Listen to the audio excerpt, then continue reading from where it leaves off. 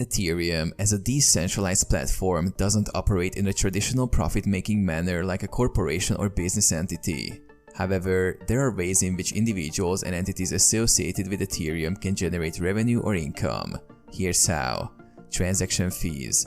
Ethereum charges transaction fees, known as gas fees, for executing smart contracts and transactions on its network.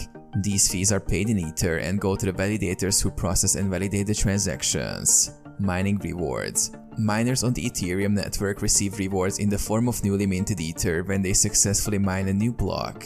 These rewards are an incentive for miners to contribute computational power to secure the network. Staking rewards. With Ethereum transitioning to a proof-of-stake consensus mechanism, validators who stake their Ether as collateral to validate transactions and secure the network earn staking rewards. Development grants. The Ethereum Foundation and other organizations provide grants and funding for the development of projects and initiatives that contribute to the Ethereum ecosystem. This funding supports developers, researchers, and projects that improve the functionality, scalability, and security of the Ethereum network.